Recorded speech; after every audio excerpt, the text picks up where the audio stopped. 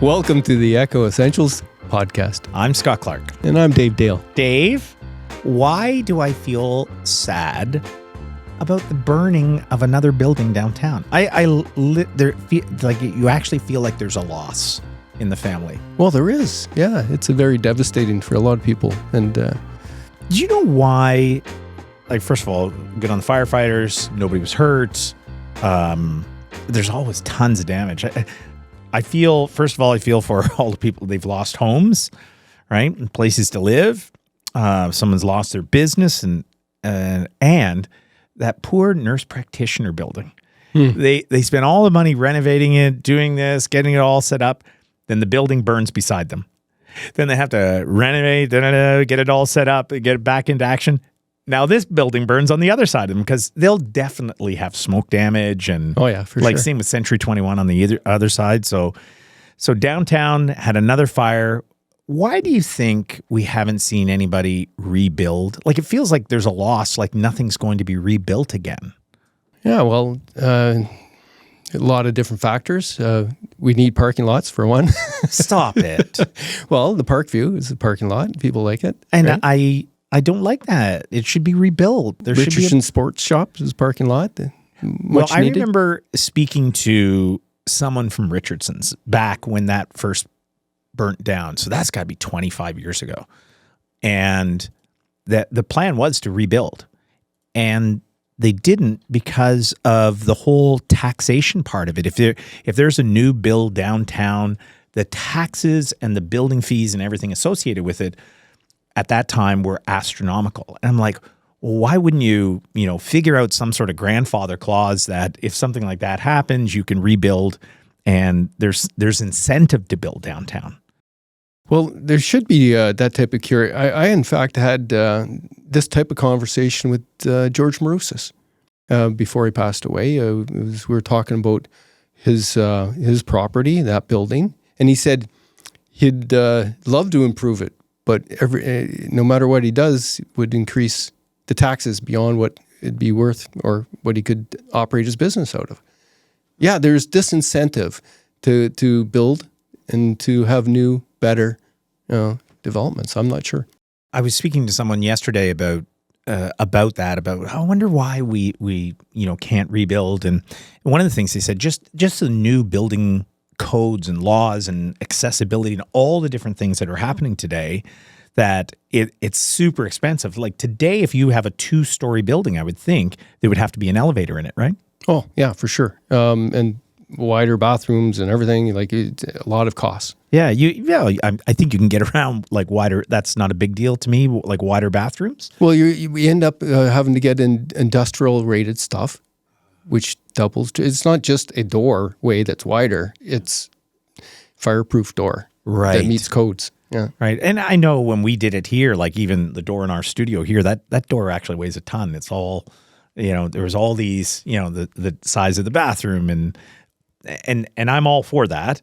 It's just that has to be factored in the cost of doing it and what the square footage is and that sort of thing. And the economy right now, interest rates, building, that would be another factor of why someone would be reluctant to build new now. Hence the arena costs going way beyond anybody's expectations. Do you think someone will rebuild in some of those vacant spots? Yeah, actually, I heard that the Parkview parking lot is owned by somebody that's thinking about building. I think it's a matter of the right thing, the right time, the right price. It would be gorgeous, though. Like it would have that view of the lake and downtown, and I think people also are kind of waiting to see if the other factors about the downtown, as far as the number of people that have mental health issues that are down there, it's a bet on whether or not that's a good place to invest. And it would be, the investment would make it an even better place, gentrified, right? Yeah. But I wonder, what's that group? There's like Bruce Knox, Ben Building Farrell. Blocks. Yeah. That group that's come together. They've bought up some property. They want to develop some of these things. Do you think that's in their wheelhouse, that they want to do some building as well? Oh, yeah, for sure. Yeah? Yeah. Yeah, and I think I like the concept of it, what they're about to do, right? Like where they take these over and they say, okay, we want to have a butcher shop. So we'll design this and put this together, and then we'll find someone who wants to open a butcher shop. We'll provide the resources that they need. And then we want a bakery and all these different sort of styles. If they can pull that off, it will reshape, our city, or not only the downtown, but our city. That'll be a really cool place to go. Yeah, for sure. I don't know. I think we should talk to some people specifically about that and find out some more details and what is holding people back from building and investing. So we have Bev Hillier in here. Is Bev that person that could explain all that, or is there someone else within City Hall that explains building and costs and taxes and all those things? I think you'd want to go to a real builder to get that. Oh, so an actual builder. Yeah. I would think, Vanasse or somebody like that, those guys. Because they would know it's like, look, it's X number of dollars a square foot. If you go downtown, it's going to be this many dollars a square foot, plus your taxes, plus your fees, plus. And I'm just making that up. I don't know if that's the case or not. Yeah, and you have to have a certain amount of parking. You get in certain parts, like there is an incentive for development and tax holidays and discounts and stuff like that. I think it's time to take a real hard look at what the potential is. Yeah, I think we should. I'd just like to see some more restaurants, more, just places to go. And I'm sure everybody's thinking the same thing, but it's, we were talking in another podcast about people investing in our city and, these different things. That's what it comes down to. Someone has to take the risk. They got to put all their chips in the center and say, okay, I'm going to invest in this. Are you going to come down and support me? So I think that's, I've started in the last little bit, my little, that sandwich shop over at the old DeMarco's, and I posted online, please go support this guy, this great sandwich shop, right? It's called Crossroads, right next to Greco's. Greco's, by the way, is always fantastic, but give everybody some love on that block. And then Culture Club, that little bread place I finally got to, and I posted about that. You got to come and see, and get this beautiful sourdough bread and those shops. I love those little finds. Well, you got to remember though, you're in the economic class that can eat out a lot. There's a lot of people in North Bay that can't support restaurants, right? That's a tough business just to begin with. It always has been. Failure rate, bankruptcies, 70%, something like that, maybe more. That's a tough go. And it's harder and harder to do that business. I don't know. It's, of course, you need to have the population with that economic ability, right? So I don't know. The last standing restaurant's going to do really well. But we don't need a lot. It's more of like finding places, these unique finds, and I'm not going to buy. It's a treat. It's a treat. Find like the Good Glaze, the donut place. It's a treat. Come on, get a treat. That's it. You don't treat yourself, David. Treat yourself. I'm going to bring in some donuts from Good Glaze so you can have like a treat. Wow. Poison. Sugar. No, thank you. Come on. You gotta, yes. It's, I won't divulge it just yet, but we're actually working with someone right now that's looking at doing, and they're from Sweden, and they're looking at doing waffles. So when I was in Sweden, it's how they do pastries and things like that. Incredible. So they're thinking they want to do waffles, like the Belgian style waffles, and then dipped in chocolate and different things like that. When you have when it's made somewhere else like that, whatever they're using in Sweden, their wheat must be different, whatever it is. It's fantastic. And we need more of that, Dave. There we go. It's less sweet. I agree with you. I think in North America, a lot of our sweets, so using air quotes, is super sweet.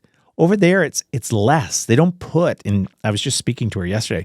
We don't put as much sugar and everything into our stuff, into our sweets, and so it's like it doesn't overwhelm you. Like you have something here, and it'll be like, okay, if I have another one of those muffins, with all the sugary icing on top, it's like I'm out. Yeah, it's too much. Yeah. Well, hopefully the new Waffle House doesn't burn down. Well, speaking of burning down. Speaking of burning down. Nestor Prisco is coming in, and you were sharing me with. We're going to talk about his book that he just released.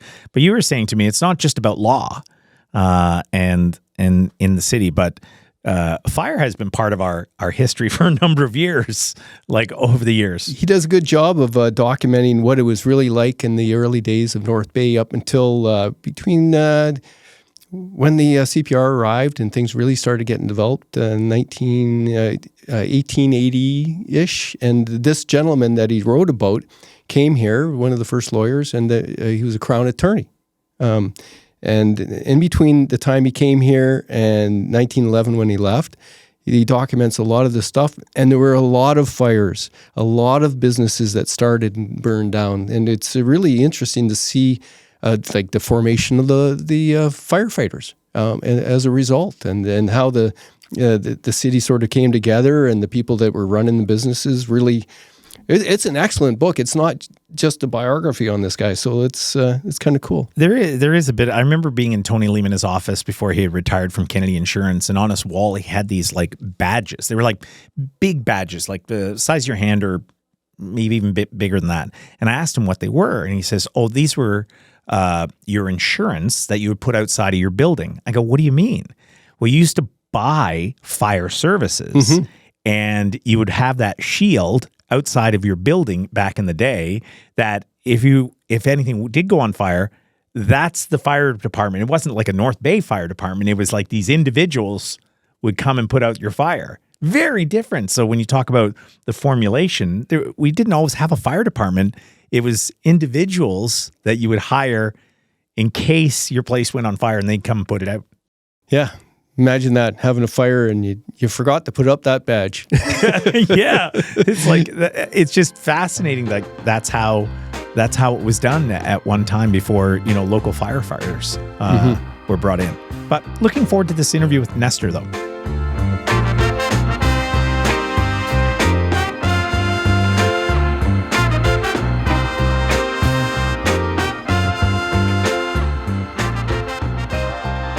Today, our special guest is Nestor Prisco. Good guy.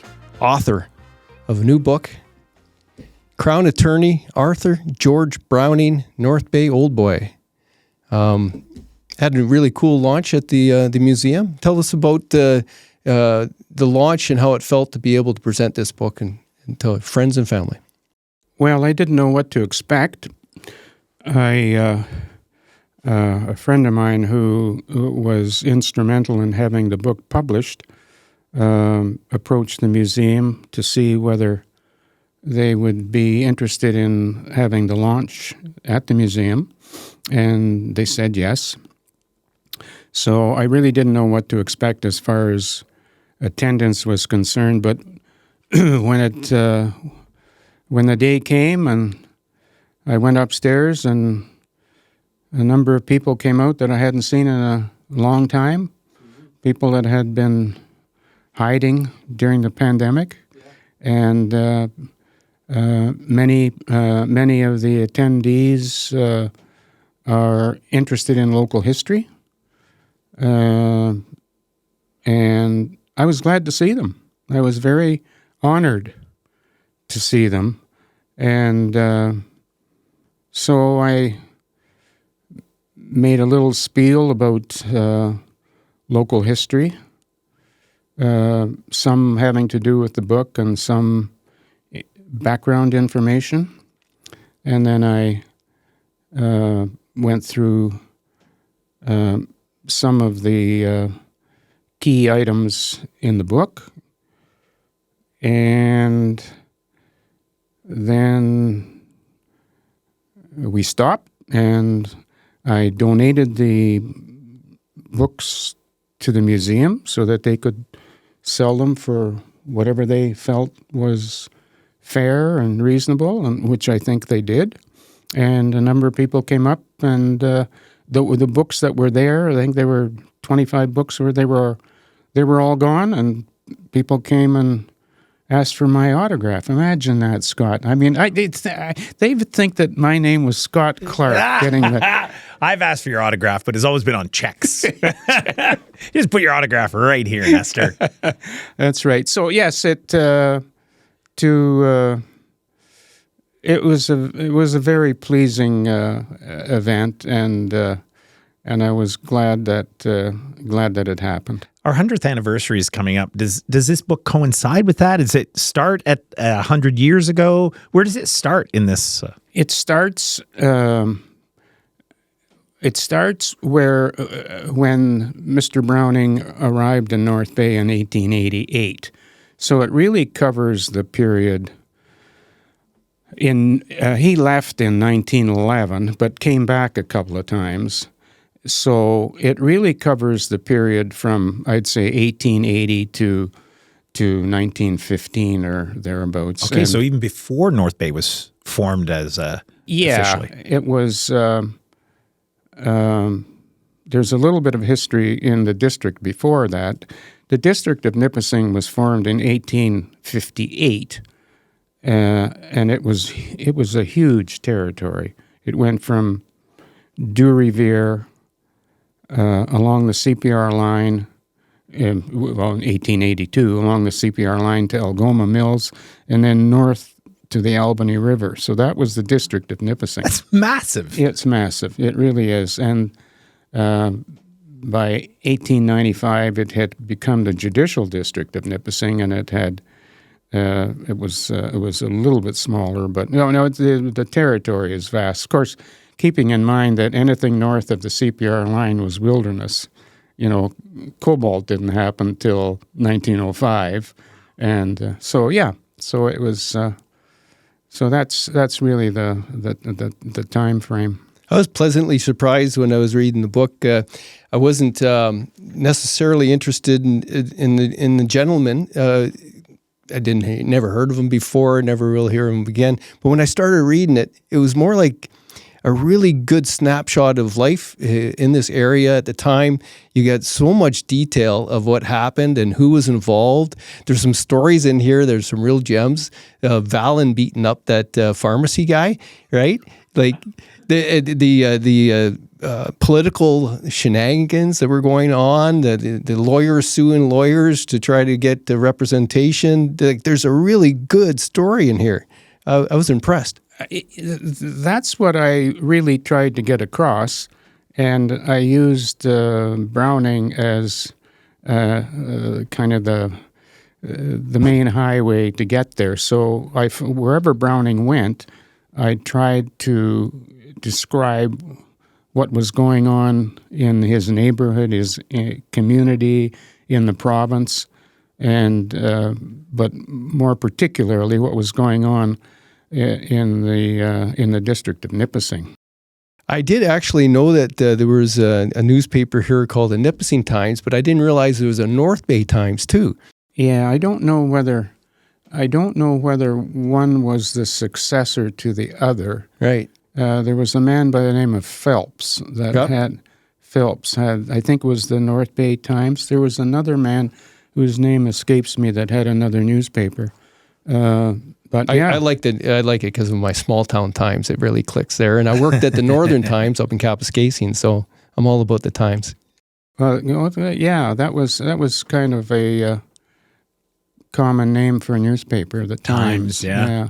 So we're recording at McIntyre Street West. Yes. And there's a lot of old homes along here. The courthouse is just down the street. Does this area right where we live, was this sort of like I guess now that you've done so much history and you live in this neighborhood, there must be a lot of the characters in this book lived right around here. Oh, you're absolutely correct. You're the neighborhood that started first in North Bay was the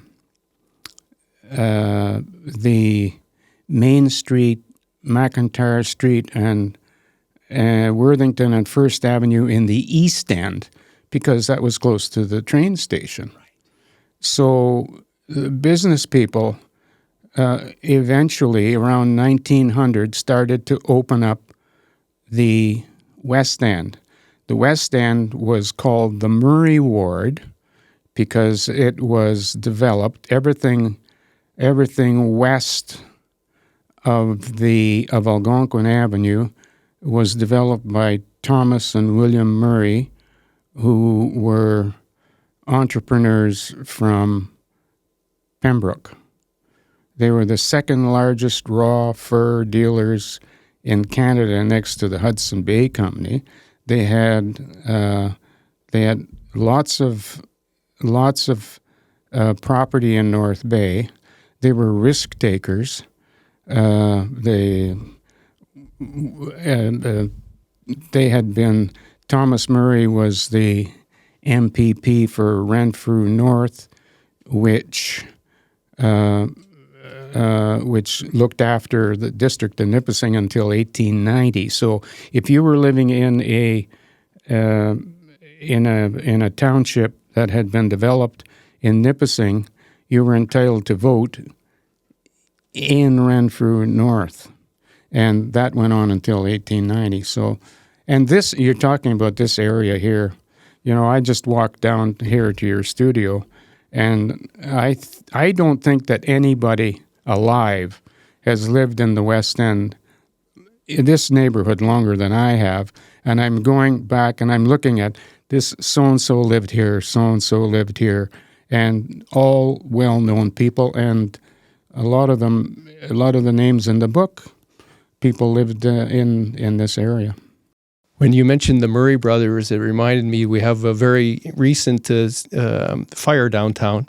And we were talking earlier about all kinds of fires that have gone through the history here. Well, they had a fire as well, eh? Didn't one of their establishments burn down after it was a big risk that they took? And then, no? Or was that another Well, they person? had they had a fire at their mill, which was close here on Lake Nipissing, that just about burnt the whole town down. Yeah, and like they had $50,000 worth at that time of timber in there that went up. So that's where their money was. Oh, yes. So that, entrepreneurs at that time were taking big risks. You know, you raise an interesting topic about fires in North Bay, and it's time that somebody did a narrative or a long article on the fires, because this has been one of the great problems that we've had here. I mean, you look at the Ferguson block, which, you know, on that triangular lot. Do you remember? The Ferguson building had been burnt down before you came to town. Burnt in 1964. But that was the second fire at the Ferguson block. Sorry, the Ferguson block is, help me. That triangular by the Bank of Commerce. Oh, the Parquet where it's there. the Parquet, where they do the tree lighting ceremony and everything. That's right. There was a building there at one time. That was 1893. John Ferguson, that was his flagship, and he was saying, as I think I say in the book, look at me. This is my building. And I think it's a Queen Anne architecture. I saw a building similar to it somewhere in the northern states. There was one in Toronto that was built like that, down by the... That's right. Yeah. Oh, so it was like that, where it's, oh yeah, they're iconic. Those Yeah. And so those where the Bank of Nova Scotia is, that was the McEwen block. It burnt in 1908 or 1907. Burned again in 1957. It was right after the Grey Cup, because I was down for the Grey Cup, and I came down on the train station. What are all these hoses doing here on a Sunday? And you could just go along. The Royal Theatre had a fire in 1925. Then the McCool Block in 1930, which was where the A&P was, right across from the St. Regis Hotel. There was an A&P store. Well, that was the McCool Block. There was a fire there. And then you go to the Ferguson Block, the McEwen Block, then the Richardsons. There was a fire in 1923 or something. And you just go down the street, and then on Oak Street. But the fires... And there's a real story behind each one of these buildings. Yeah. This book, which centers around, I guess, law and lawyers and the formulation of this region and the city. I always assumed you were a lawyer. I don't know why. Over the years, I've known you through the Rotary Club and different projects. I didn't know you were the sheriff for many times, or for many years. I actually don't know what the sheriff does, Nestor. What is it? And do we have a sheriff today after you retired? That it? No. The sheriff is the first officer, or was the first officer of the court, and responsible for calling jury panel members. So a panel of 60 or 100 people would be called for, and years ago there used to be more juries than there are today. And the sheriff had enforcement responsibilities, and the sheriff used to lodge, if you got a judgment against someone, you would get something called a writ of execution. And that doesn't mean to cut your head off, but because there'd be blood running down. But once you had a writ of execution, then if somebody was going to get a mortgage or someone was going to buy or sell a house, the lawyer would come in and see if there were any executions, because if they were selling a house, once they sold a house, then they'd have to sell it and pay off the execution. So there was that, and there were all kinds of different responsibilities. The sheriff had to sit in court a lot, and had officers in what they called constables at that time. So what happened is that in 1989, there was a court reform, and the Sheriff's Act was repealed. So there are no more sheriffs that were appointed under the Sheriff's Act. I am the last sheriff in Ontario who worked as a sheriff until he finished. Now, there's a couple of my colleagues that are still alive, but they retired much before I did. And so it was a great organization. I mean, we worked cooperatively with sheriffs and the probably the bigger part of my job was being the clerk of the court, which is you're the clerk of the district court and you're local registrar of the high court. So, and then you got a whole bunch of other titles. You're the taxing officer and all that. But it was, and I loved working at the old courthouse. It was a big house. Originally, it was a jail. When they built it in 1888, it took them 6 months to build it, and it was all the most. Wait! It took them 6 months to build. That's it. 6 months. Bang! It's open. Can you imagine? No, today, when you said that, 6 months. They took about 5 years to build the new courthouse. Yeah, and why? So was the old courthouse in the same spot where the current courthouse is? Yes, it was on the corner of what was called at that time By Street and McIntyre Street, kitty corner from the Bishop's Palace on the corner. So that's where it was. And then there were houses all the way around, and they gradually purchased the homes and demolished them, and so the whole property became the government property. Often you see in many communities that the courthouse is like this iconic place that has been there for centuries, a old block building, right? What was it back when they, because you know so much of the history, when they decided they were going to tear this down and build a new modern one? Was that controversial at the time? No, it was long awaited because not long after the courthouse. You see, the courthouse was built in 1888, and it was the North Bay Courthouse.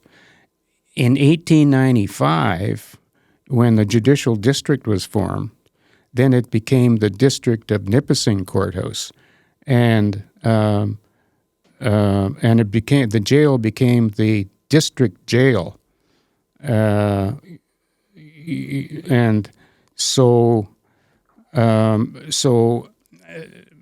starting about 1915 or so, they used to have an institution called the grand jury. One of the responsibilities of the grand jury was to visit the courthouse, the jail, and any other public institution and make a report on it. Well, about that time, the grand jury started saying, we need a new courthouse. This is too small. And it went on and on and on and on. And nothing really happened until Mike Harris. Oh, was it during his tenure that was built? Sorry? Was it during his tenure that was... That's when approval came for it. And I remember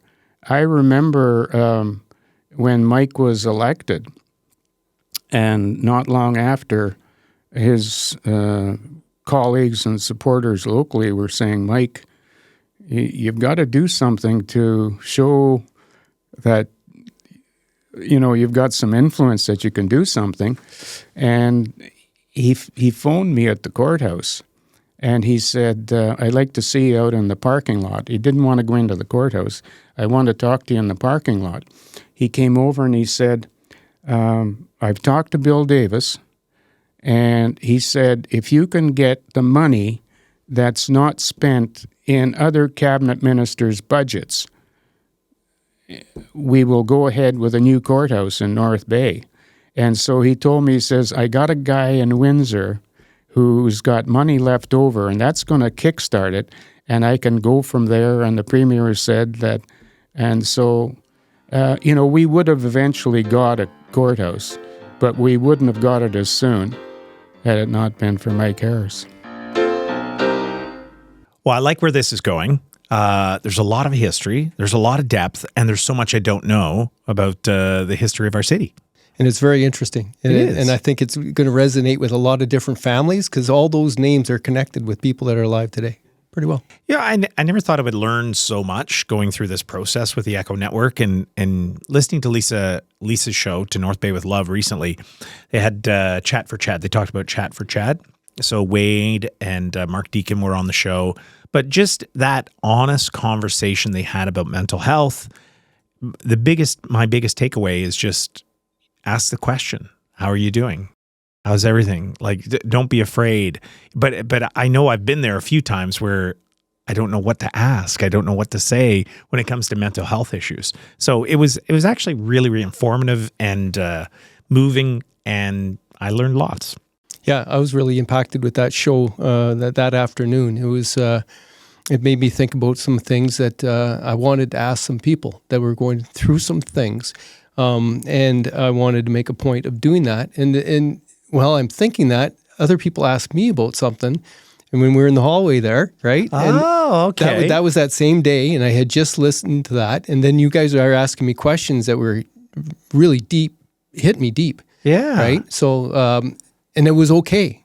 It was like I shared some things that were probably uncomfortable in another setting, but because of that show and that everybody was sort of in that kind of mood, I think, and I was, sharing was okay.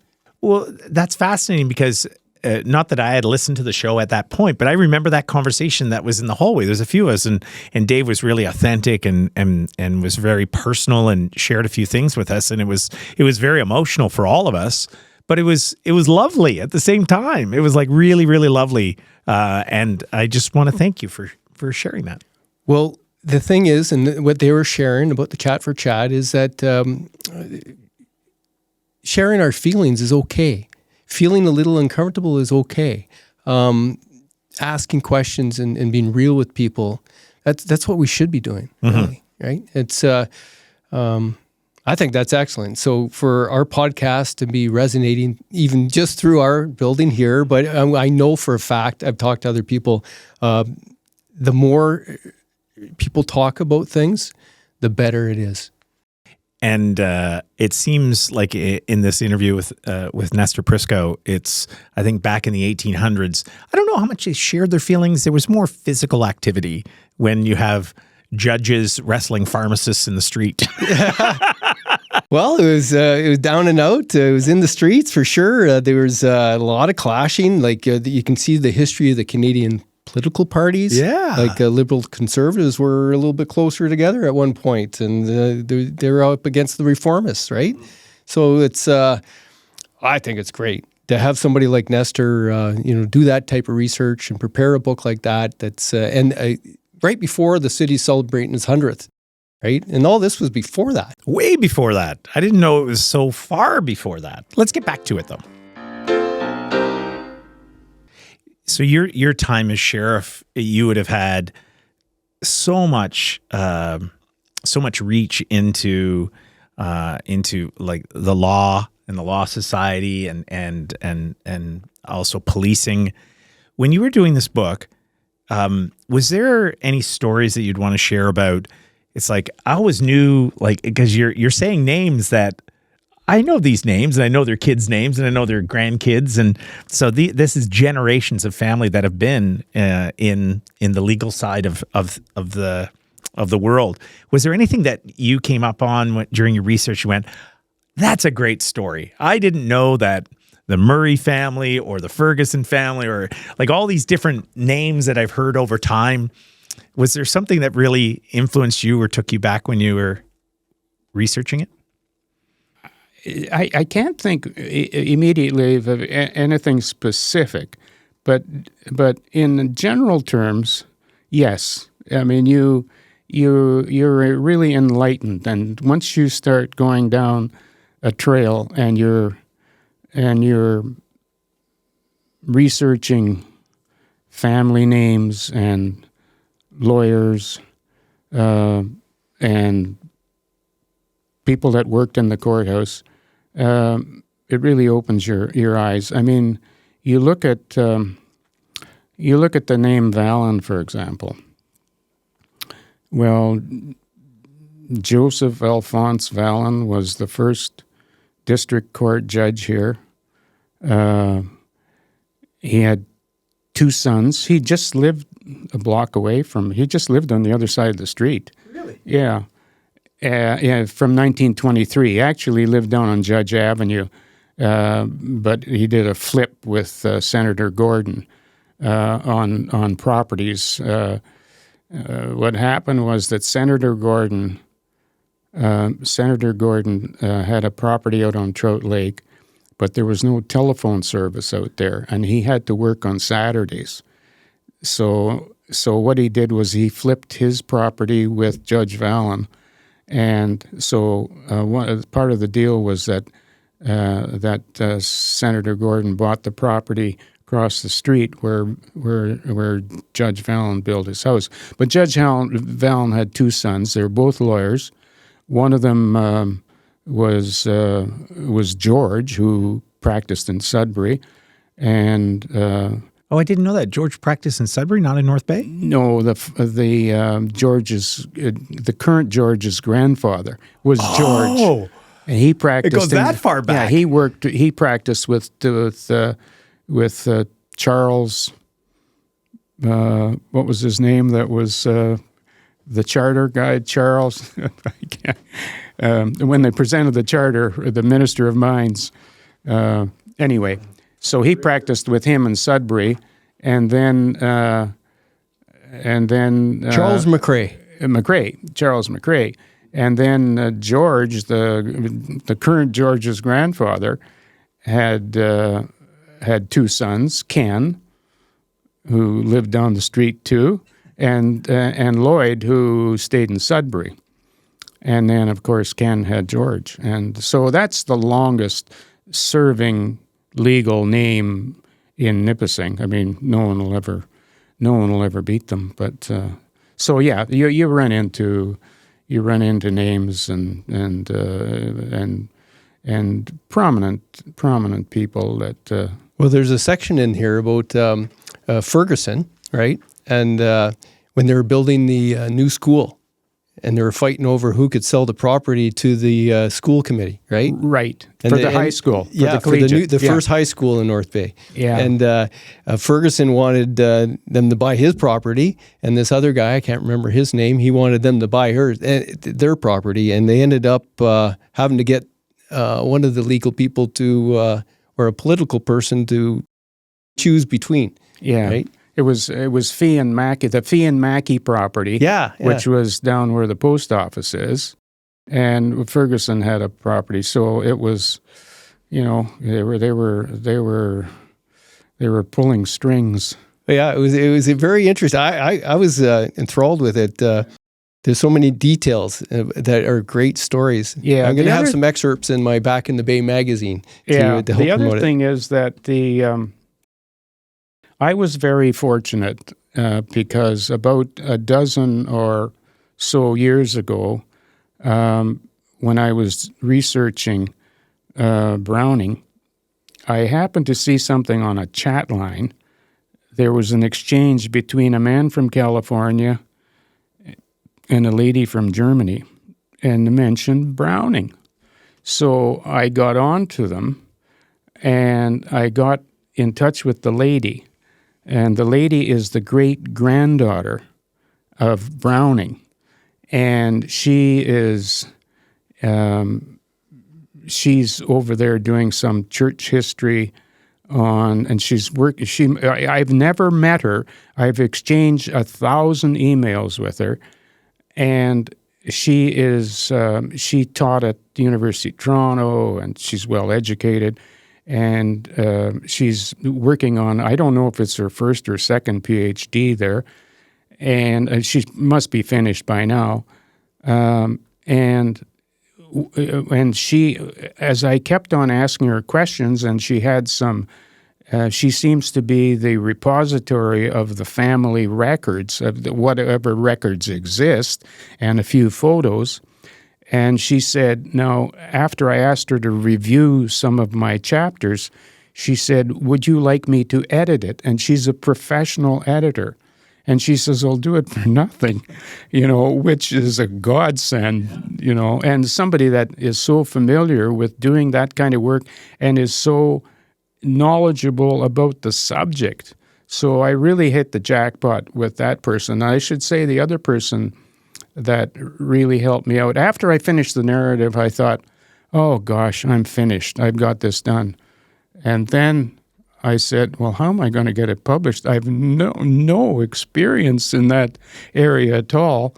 And so Greg Humbert, I don't know if you know Greg Humbert, he lives in Crystal Falls. He's written a number of articles and a few books about Catholic hospitals in Canada. And he works with McGill University on this and all that. And so I've known Greg for a while, and we were talking about some other local historical event, and I said, I've got this book, I don't know what to do with it. And he says, do you want some help? And he just took right over. And he's got contacts in Ottawa that publish, and he just took right over. I didn't have any worries except to answer questions and do you want this or you want that? So, there's a lot of good people out there. It's a beautiful book, well produced. The photos are just exquisite as far as reproduction goes. They're nice and sharp, aren't they? Yeah, it's hard to get that. It's very hard to get that. with a photo that's especially that one there, which I've talked to you about, the Men of the North, which was that 1925 photo. That is, that's so sharp, and it's going to make an excellent cover for the magazine in a couple of weeks. Yeah. That's good. I'm glad. That photo was taken at the Old Home Week in 1925, and the Rotary Club, which had been formed in 1923, had a luncheon at the Pacific Hotel, where the St. Regis Hotel was. Remember, you remember that, St. Regis? Well, that was the Pacific Hotel. That was originally the Pacific Hotel, which was built by the Murray brothers. And so in 1925, the Rotary Club ask former mayors and dignitaries to a luncheon. There's 60 of them. And they came out after the luncheon and they took that photo. I forget the photographer. They took it. But if you look at that photo, there's all the luminaries of North Bay in one photo, and you could write a tome on North Bay by going into the background and the contributions of those 60 people. I only know what I know about law, and if we go back and Browning, when you're talking about what year was it? 1888. 1888. So why did he even come north? And before him, was there any law here? Because some people think that North Bay has just been discovered in the last 20 years, like this area. So back then, it would have been rural to come north. Yeah. 2 points there. The railroad came here in 1882. There was nothing here. There were some farms. And so by 1884, the North Bay was declared the divisional point of the CPR. So it started to gain some status because you had the engine repair people here, the trackmen and everything, and the running trades, and they started to live in North Bay. So it started to develop, and about 1885, there was a courtroom and jail right across from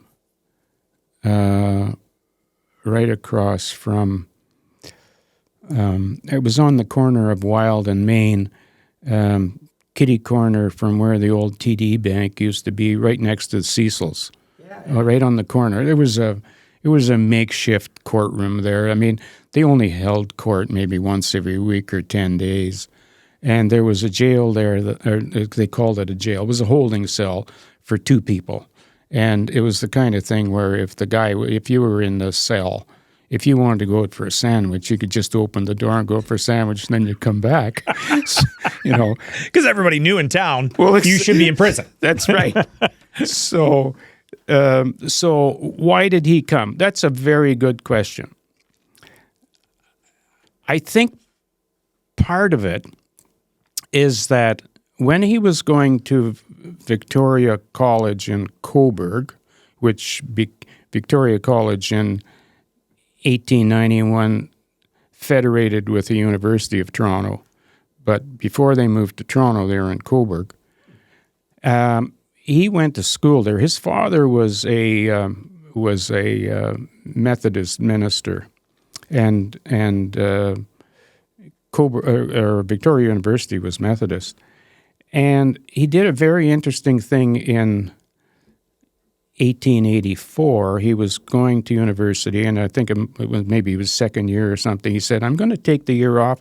He saw an advertisement where there was the equivalent of an executive assistant required in Algoma Mills, which is on the way to the Sioux, to work for Harry Braithwaite Abbott, who was in charge of construction for the CPR. And he worked for Abbott for a year and did a great job. Abbott gave him a great recommendation. And I think that kind of got him kind of acclimatized with this area. And then when he did his articles, he did it with a man by the name of Robertson, a lawyer from Collingwood. And Robertson had been to North Bay as one of the poobahs of the Masonic order. And when they started a Masonic order in North Bay, he came here and oversaw its opening and gave them authority to open it and all that. And he had a wide reach. And I'm sure that Robertson opened some doors with people like people that were in the Masonic order, and so that's thing. The interesting thing about his time in Algoma Mills is that he worked for Abbott. Abbott had gone to McGill University, started out in law school, and then switched to engineering. And when the railway had got as far as Sudbury Junction, a little farther, then James Worthington, who was in charge of construction for the CPR, was going too slow. So Van Horn, who was the general manager of the CPR, he and Worthington, who was a little bit crusty, got into a dispute, and he released and he hired Abbott in his place. So Abbott started to work on the line between Sudbury and Algoma Mills. And then at Sudbury Junction, the CPR takes the Sault line to Sault Ste. Marie, Algoma Mills to Sault Ste. Marie, and then it takes the main line, which goes around Lake Superior, which was the most difficult part of the CPR to build, other than the mountains in the west. And that was kept till the end. And so Van Horn gave that job to Abbott, and Abbott went to Biscotassing. You go to Cartier, Biscotassing, Chapleau, and all along. And so Van Horn credited Abbott with getting that run around Sault Ste. Marie done so that you'd have a transcontinental railway. The interesting thing about Abbott is his brother, who had a little bit to do with the railway, his brother had also gone to McGill University, had been dean of the law school, was appointed a senator, and was Prime Minister of Canada for a year and a half after John A. Macdonald died. So, I mean, you talk about Browning and the connections that he had, and those connections continued forever and throughout his entire career, I should say, and he was recognized everywhere. I mean, he was Deputy Attorney General of Alberta, and then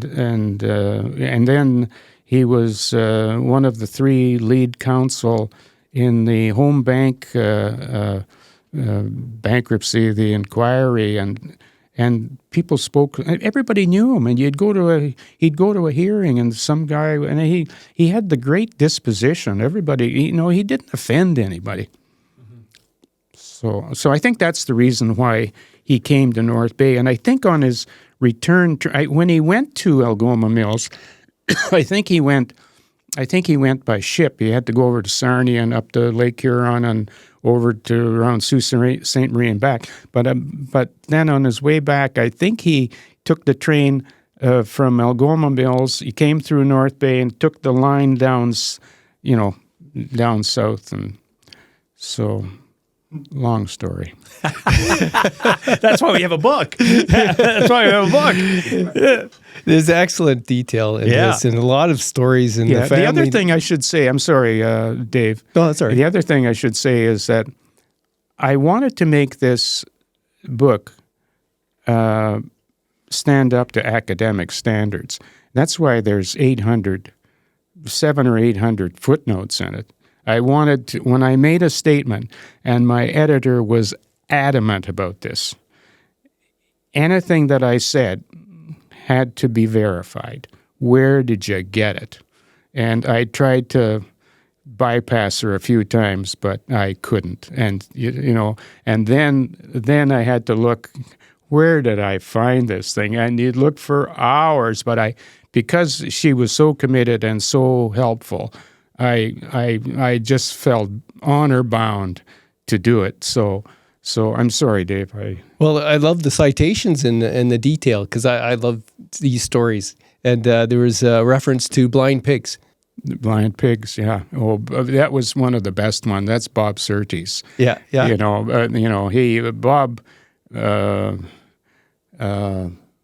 Bob's name of Bob's book about the ONR. Tucker's book is Steam into Wilderness, and Bob's book is The Northern Connection, I think, isn't it? It sounds familiar. Yeah, it's The Northern Connection. But anyway, Bob talks in The Northern Connection about cobalt, about blind pigs, and serving alcohol illegally, and it would be sold in a house or something. And then he said, along with the blind pigs went the companion enterprise, which is the ladies of the evening. Yes. But the beautiful terminology, a companion enterprise. It was not only a business, but it provided companions. I love that. Bob that's was marketing from the word go. That's a good marketer right there. Bob lived across the street on the corner. Oh, yeah? Location. I mean, Bob was he was an outstanding teacher at Nipissing. Yeah, no, this is a real treasure. I enjoyed reading it because I've heard a lot. I went through all the archives for the Nugget when I first got here. So you end up picking up pieces and you see connecting the dots, the family names, where these street names were, and this really puts a lot of the puzzle pieces together. I was really impressed. Yeah, the street names. Bill Steer did a great job on street names in an article. And, there's somebody who, in the little that he's written about North Bay, I haven't found any errors he's done a real great job. And he wrote an article about street names some time ago and telling people what the majority of street names. I mentioned James Worthington, who was the contractor. Well, that's Worthington Street. Okay. See, and Duncan McIntyre is McIntyre Street. And Gormanville.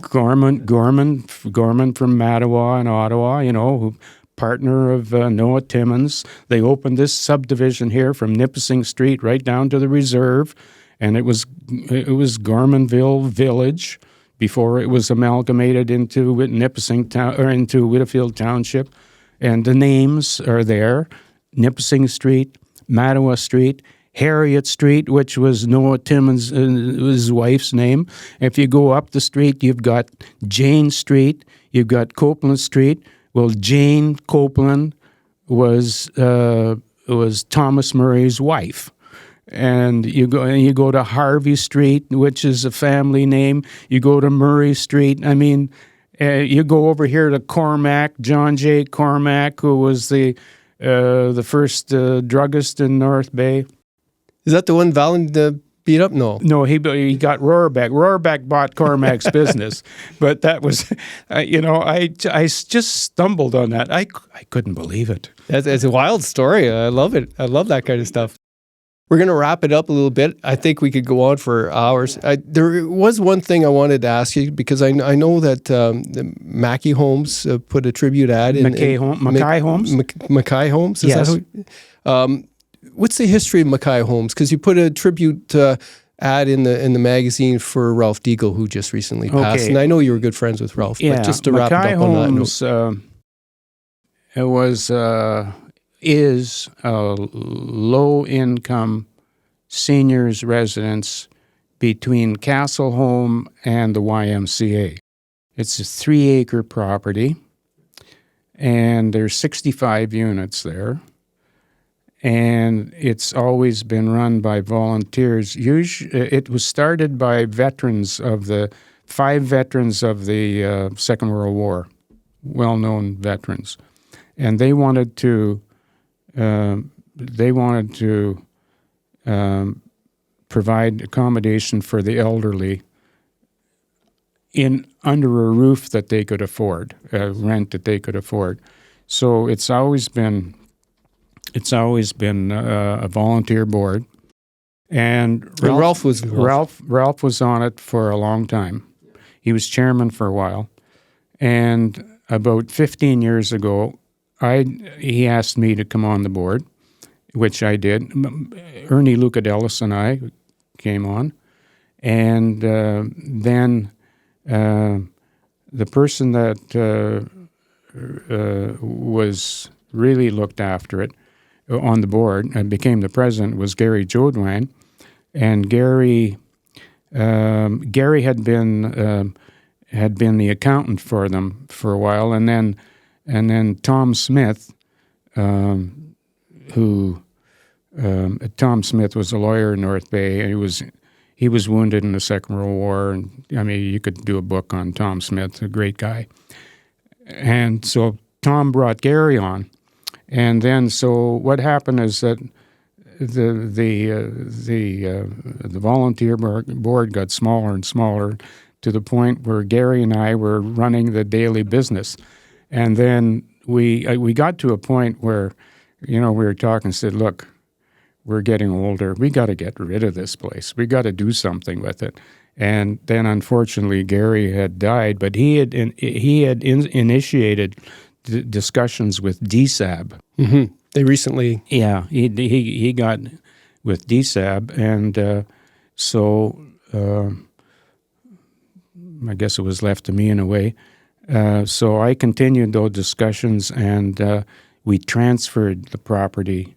We transferred the property to DSAB, and we were left with a reserve fund, which we are distributing now, which we've made a substantial contribution to the hospital here and to the Mattawa Hospital. So we're getting, want to get that out. We want to put that money, whatever money we have, we want to put it, and we are putting it back into the community. So Ralph was an integral part of Mackay Homes, and I used to go, just not even long ago, I'd go over there and say, here, you got to sign these checks, and he was, and every time I asked, he said, what's this for? What's this for? What are we doing? I mean, he was right on top of it. And I miss Gary. Yeah. So I bring it up because that spirit of helping people that need it and have an accommodation they can afford speaks to the spirit of Ralph, yourself, and the spirit that I've read in the pages of the here. It just wasn't just about lawyers and politicians. There's examples in here of places where the railroad workers, where they were broken and not well paid, and they needed places to live. And I just find that this book captures the beginnings of the community, and community is what Ralph was all about, and yourself. And I really appreciate you coming in and telling us a little bit about the background of this book. And we can get the book at the museum, right? Yeah, I think it might be sold out, but I have given a couple of copies to the library. And I don't know if they're in circulation yet, but there are a few books that have been saved for people that have asked for them. And of course, if they don't pick them up, then they'll have them at the museum. Excellent job, Nestor. Thank you very much. Congratulations. Okay, thank you very much.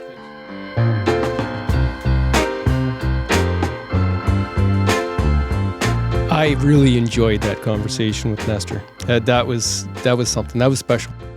You could sit and talk for an extended period of time on all the different nuances and the stories and all the different characters from our city.